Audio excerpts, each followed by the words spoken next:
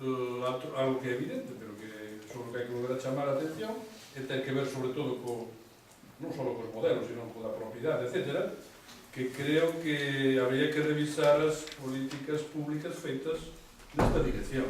É dicir, afinar máis as políticas públicas. Dentro dun contexto non só galego, senón español e europeo. Porque unha parte do problema que estamos relevando aquí, o período do Torrete, é un problema que ten que ver en boa medida coa política agraria común, ou política máis ou menos productivista despois da Segunda Guerra Mundial, instaurada na agricultura europea. Por tanto, en que medida podemos ser diferentes deso e en que medida seguidistas é algo que hai que modular. Eu creo que non podemos pensar que aquí o vamos a facer todo, se é que puderamos facelo. Xa teño dúbidas de que puderamos facelo, pero no caso ese teria que ser desde unha perspectiva de algún modo integrado nunha política máis xeral europea, que temos os problemas sobre o que non me centro, pero que creo que eso sería as duas cousas. Unha, os produtores, moradores, agricultores, novos campesinos, a xente que está no campo, como poder incorporala a un posible modelo, e segundo, que políticas públicas con certa autonomía podríamos facer. Sí, bueno, eu ia decir o que acabo de decir. Paso a turno siguiente. Eu, simplemente porque un pouco que me dedico e o que sei, algo, non moito, pero algo, no terreno das políticas públicas se me diría simplemente dúas cosas, que eu, o que levo visto ao longo desta sesión, eu non diría dous elementos máis. Primeiro, eu creo que fai falta reflexionar bastante máis sobre o papel que debe xogar a administración pública. Me parece que é algo que todo o mundo dá por descontado e eu non creo que non todos entendemos o mismo e non todos temos a mesma idea da responsabilidade que deben ter as administracións públicas. Eu, un pouco das sesións, me queda un pouco a sensación de que hai unha visión como omnipotente da administración pública que non se corresponde exactamente cambiar. Eu creo que sería interesante para completar esos tres puntos. Eu daría o cuarto punto, que sería que papel deben xogar as administracións públicas e, como decía o profesor Villares, é dicir, eu non necesito avaliar o que vamos a facer, eu creo que moitas das cosas que se queren facer non sabemos como facelas. Temos un problema de técnica de políticas públicas. Moitos dos instrumentos que temos non sirven para o que queremos facer, e que fazer un esforzo aí para dotarnos de novos instrumentos que conviertan as políticas públicas que deixen de ser, digamos, meras ralentizadoras dun proceso de deterioro a convertirse en políticas de transformación. Pero eu sí creo que un espacio necesita abrir e necesita unha reflexión específica.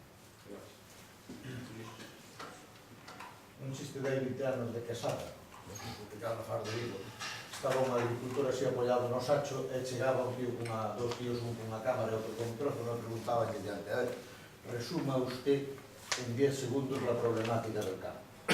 E o tío poñía así armados e decía, socorro! Más o menos. Vamos a ver, eu teño unha enmenda a totalidade do asunto.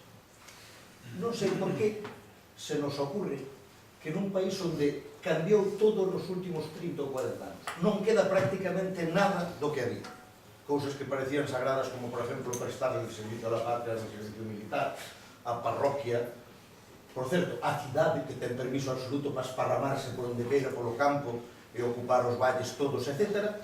Todo eso non lle ponemos coto ningún, nin ninguén dá leccións de ningún tipo, e de repente decimos que la pesca e la agricultura son elementos estructurales del modelo de vivir e de la identidad de la patria, e temos que, en certa medida, botarlle man o que é o seu pulo de evolución natural, que por ir simplemente máis retardado, non haber sido atendido suficientemente para que evolucionara coa mesma capacidade coa que evolucionaron os outros sectores, por exemplo, nós, neste momento decidimos con un certo paternalismo digno de mellor causa e con unha entendendo que temos unha capacidade de proxección e de análisis e de consello, en certa medida, senón os ciudadanos individuales e o sistema, que non poñemos en práctica no resto dos temas, ou que cando poñemos, por exemplo, na organización das universidades, é un desastre absoluto, de repente llegamos e decimos vamos a poñer aquí orden no campo.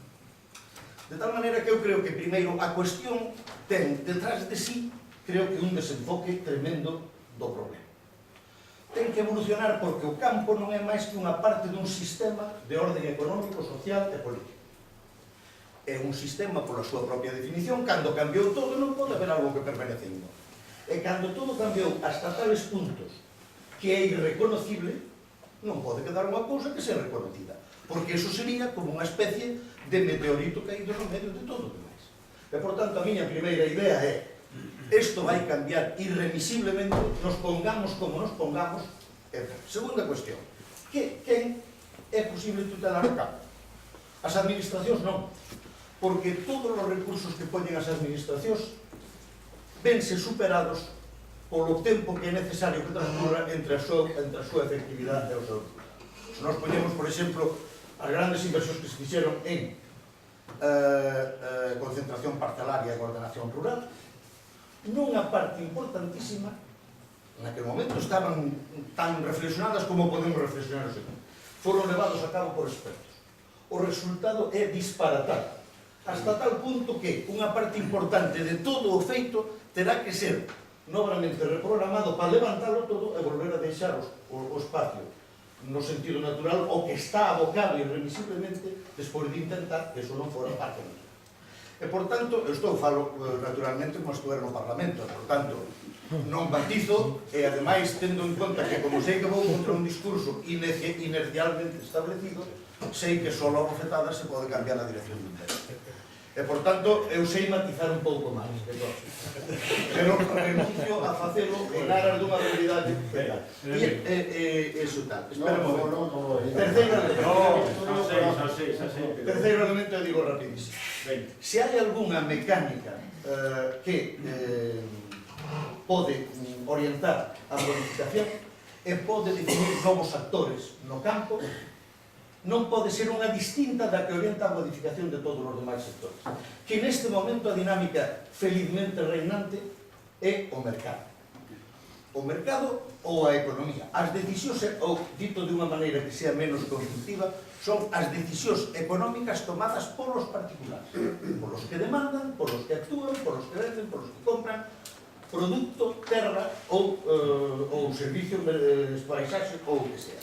E, por tanto, tampouco non concibo como, tomándose as decisións industriales, urbanísticas, etc., todas no marco da libre decisión dos ciudadanos e no marco das relacións do mercado, de repente chegamos aquí e decimos esa parte non, esa parte vai a tomar por fora e imos a introducir modificacións xurídicas que son, por outra parte, imposibles para que os ciudadanos que están ali non tomen as súas decisións como as toman todos os demais e con os recursos que teñen os demais. Por último, brevísimo, os ciudadanos que están comprometidos neso, o sea, os actores, están tan preparados e modificaron tanto a súa preparación como modificamos todos os demais. E, por tanto, hai que lle dar esa realidade. É supoñer que non toman as decisións abstractamente, senón no intento de acomodarse á evolución general e aos mesmos objetivos que persiguen o resto de todo o conxunto dos sectores e de toda a población. E, por tanto, eu creo que hai que deixarlle, hai que darlle moitísima máis autonomía ao campo e dar por sentado que, así como os demais, actuamos libremente e actuamos con un certo sentido da responsabilidade, eles tamén nos abrazan. Bueno, eu comenzaría, por se acaso se me acaban xa os 59 segundos, por dúas afirmacións xerais. Unha, resumiría en que é imposible, é unha frase que me gusta moito, facer tortillas sin romper ovos. Trasladado ao tema que nos ocupa, eu creo que boa parte da frustración colectiva que arrastramos os galegos ao campo rural parte de pretender facer tortillas sin romper ovos e, noutras palabras, pretender conservar todo o que había no rural e ademais atender as novas realidades existentes. Iso é imposible. E conecto coa segunda. Hai cambios que se foron impoñendo e que debemos aceptar porque veñen pola forza dos feitos. E segunda, ligado a iso, boa parte desta frustración colectiva, porque non se conserva parte do existente, ven dunha sacralización do existente que eu non comparto. Pensar que a identidade galega está ligada a determinados elementos dunha sociedade históricamente determinada, pero que non fora así nos tempos de Eva e Adán. Iso que era, supoño que forma parte de sacralizar cada un que vive unha na súa infancia.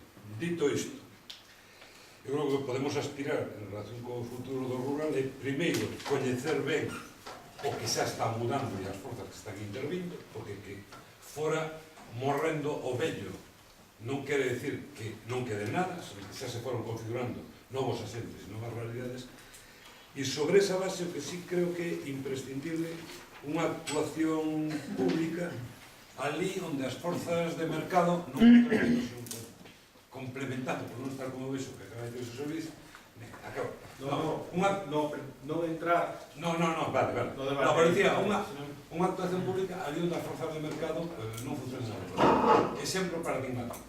Isto non é só en Galicia. En xeral, no mundo, as forzas de mercado non asignan adecuadamente o factor terra. Sobre todo cando hai conflicto, uso e conflicto, e axentes que non teñen ligado o seu benestar á maximización do uso adecuado desa terra. Dito de outro modo, hai un problema que temos que solucionar, e é como conseguimos, ou dos, en relación coa terra, con isto concludo, como conseguimos que as terras de 1.600.000 propietarios de fincas rústicas estén a disposición das 25.000, 30.000 explotacións viables que como máximo poderán existir no futuro, e como conseguimos que en torno ao 1,5 millón de terras de monte particular en maus de propietarios que ningún é silvicultor que viva deso, se constituyen unidades de producción viables. Eu creo que iso é posible sin actuar sobre a propiedade, pero sí restringindo fortemente o libre albedrío nos usos desas terras. É só unha parte do problema. Bueno, como comentarme desde o punto de vista da biología, que futuro para o rural? Bueno, pois para min hai que poñer en valor tres elementos. Un é poñer en valor o patrimonio cultural que hai no área rural, outro poñer en valor o patrimonio natural que temos, e outro poñer en valor o potencial agrario que temos. E aquí hai que diferenciar dentro deste potencial agrario, este potencial agrario ten que ser diverso e especializado, dependendo da comarca, isto do clima, o terreno e tal. Tendo en conta a diversidade que hai de climas e comarcas en Galicia.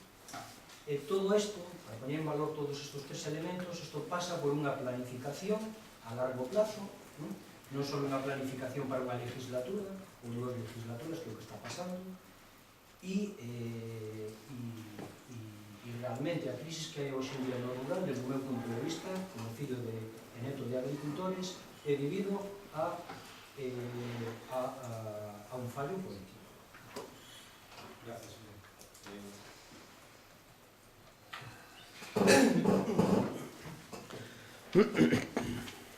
Pouco como decir, non?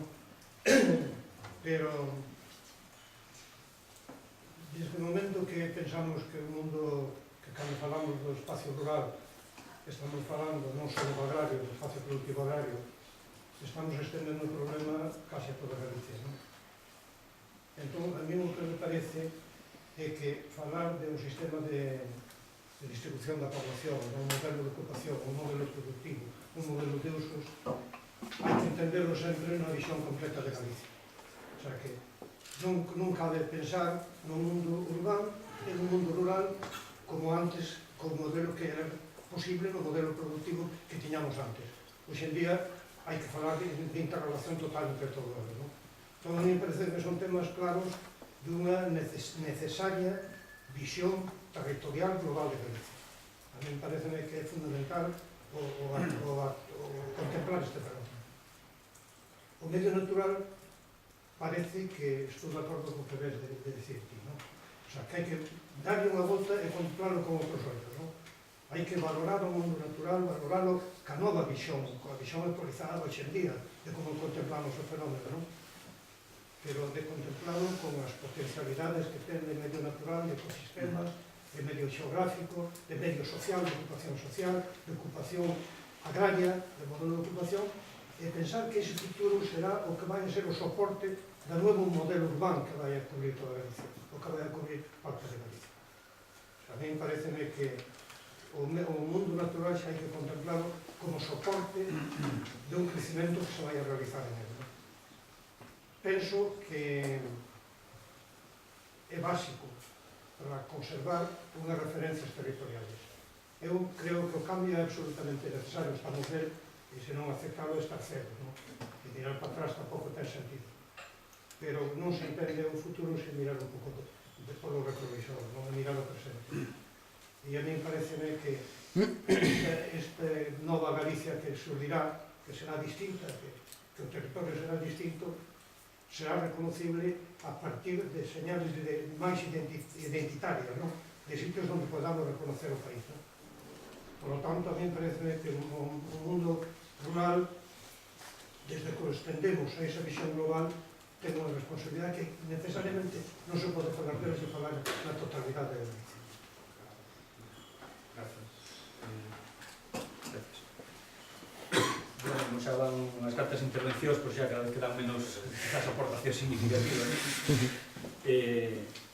Un pouco, pois a miña idea é que é necesario abordar esta temática pois, desde unha perspectiva efectivamente global e integradora e quizás como unha reflexión particular que igual nos introduciu no debate hasta ahora, pois eu creo que desde o punto de vista da academia temos unha obriga moral, por lo menos eu así o vexo, de tratar de facer un esforzo para achegarnos e de integrarnos en ese modelo que ainda non sabemos como pode ser de interactuación entre distintos sectores sociais para que realmente, si creemos en a necesidade de plantear un novo modelo, pois as universidades e os centros pois se acheguen o máximo posible un pouco en esa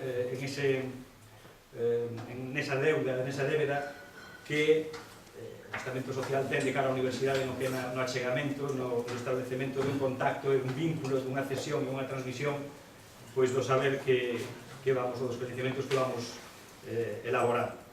Entonces, eu penso que quizás a aportación, por lo menos, é a miña perspectiva, desde o punto de vista da universidade, pois estaría vinculada a ese plan, como primeira aproximación.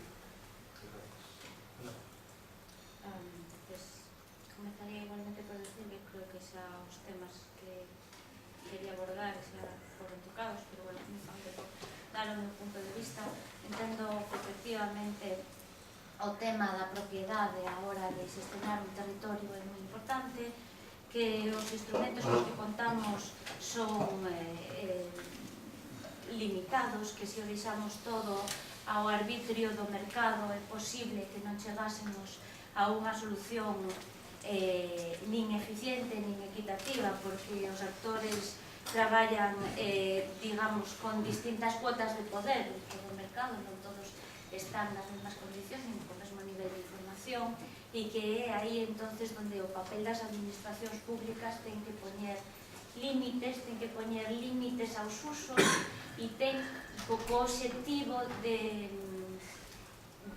protexer aqueles que non están, os intereses daqueles que non están en condicións de expresar as súas demandas e co obxectivo de ofertar bens públicos que por definición non van ser nunca provisionados polo mercado.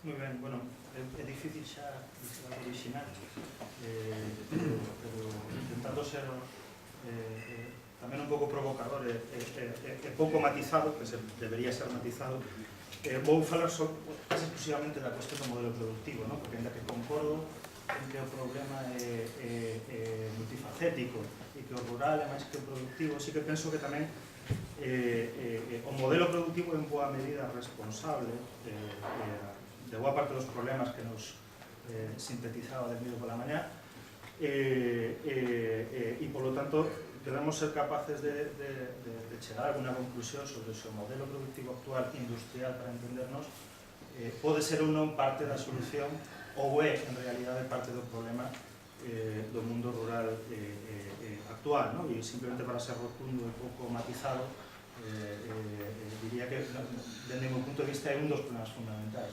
Isto non quere decir que a alternativa sexa a volta ao pasado, tamén concordo en que a volta ao pasado é imposible, sobre todo porque a desarticulación do vello mundo rural foi bastante completa, introducindo outros dos temas de debate da mañá, non creo que quede moito da bella cultura campesina e, polo tanto, a volta ao pasado nin é desexable nin é posible, non?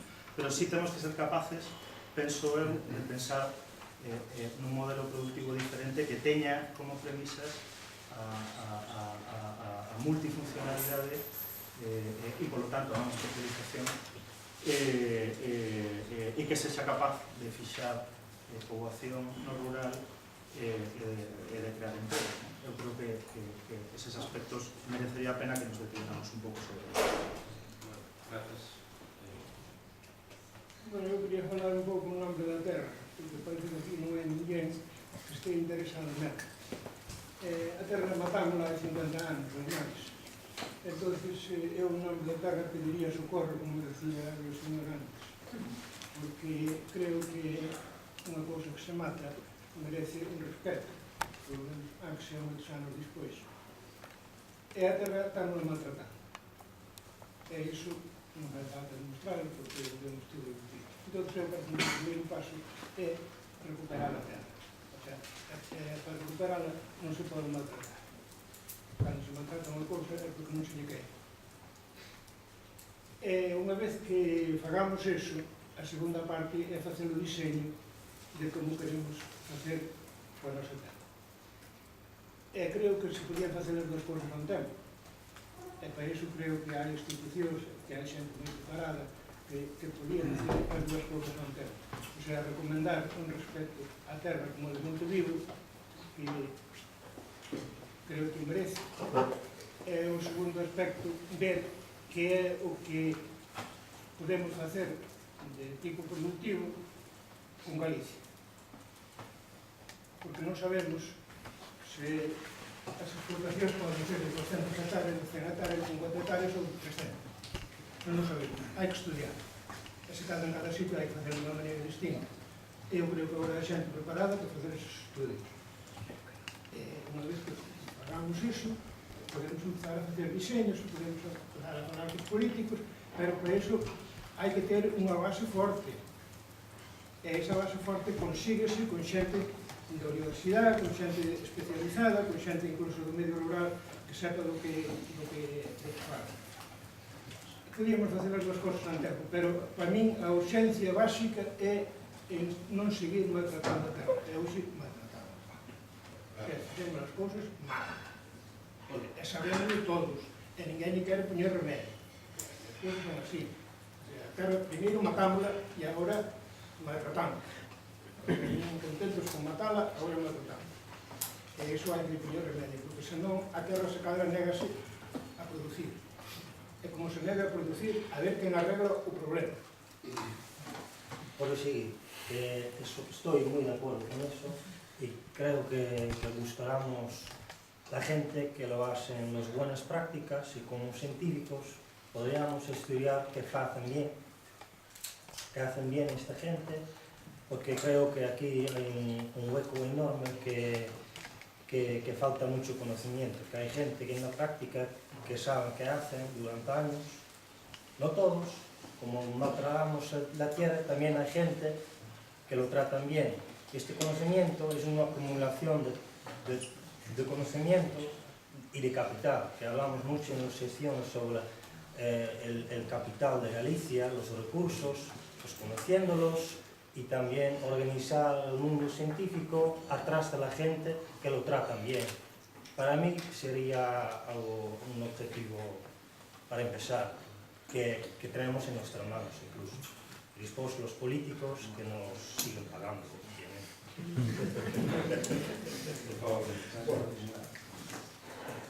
Bueno, por empezar unhas notas de máis ben análise. A primeira sería que os espazos rurais galegos teñen un problema de leitura e un problema de interpretación, de comprensión, que a legislación define o rural como lle peta a veces, con criterios moi diferentes. Pero hoxe en día creo que non se pode entender o rural desde a dicotomía rural-urbana, ainda que aquí sigamos manexando para diferentes usos. Creo que esta dicotomía rural-urbana xa non sirve para explicar a realidade galega. O rural é hoxe parte dun territorio, unha región urbana, na miña opinión, e unha parte dun territorio interconectado local global. O rural xa non é autosuficiente, ni tal vez nunca o foi, por menos desde unha lectura crítica, e sí que se pode pensar desde outra perspectiva na antropoloxía como un universo cultural, moral, imaginario, que non tampouco ten por que estar ou reducirse aos espacios rurais, senón que as cidades, as nosas cidades tamén están ruralizadas ou foron ruralizadas. Outra nota de análise, además dos problemas de definición conceptual que xa daba, creo que, un bon traballo, nas últimas décadas Galicia pasou de ser unha sociedade rural agraria a unha sociedade urbana posagraria e posmoderna, pero tamén é certo que o modo de vida agrícola, de produción agrícola tamén en Galicia foi un modo de vida, pode ser pensado como un modo de vida aínda, tal vez, unha perspectiva de resistencia, e non somente como un modo de vida de producción mercantilista adaptado ao mercado, como se viu nas novas mesas. Outra nota que tamén me parece importante é como o rural galego, ou isto que chamamos rural galego, rurais, en plural máis ben, algo que non é, sino que se vai facendo, disminuir a súa función de producción alimentar, transformou os seus significados tamén, os sentidos do lugar, convertíndose nun espacio de consumo, de cero ocio, tranquilidade, turismo rural, sociabilidade, etc. E esta diversificación, ou esta transformación de significado leva consigo moitos problemas, que non, para algúns, que se poden ver desde diferentes ópticas. O rural é menos agro e tamén máis campo, con visión simbólica e funcional, neste sentido, ligado ás novas mercantilizacións deste espacio. Algo que é feliz para algúns, a interpretación de algúns, dramático para outros, hai máis ruralofóbicos e outros máis ruralofílicos, algúns son máis nostálxicos, máis saudosos, por fin da civilización campesina, e outros, pois, ven novas ruralidades, novas transformacións en positivo. E en relación con iso xa acabo, sobre esta transformación, ou sobre este cambio social e cultural, que sempre existiu, que esta idea do tradicional como inmutable, perenne, estático, total, cerrado e falso, é miopía intelectual, e desde unha perspectiva de análise do cambio social, creo que hai unha representación, unha lectura estadística de que o rural é así e tal, é así, pero tamén hai que ver, creo que, analizar desde outra perspectiva de análise non estrictamente estadístico, procesos de cambio social, ideolóxico, político e cultural máis complexos. Bueno, xa que comenzamos con un símil televisivo, pois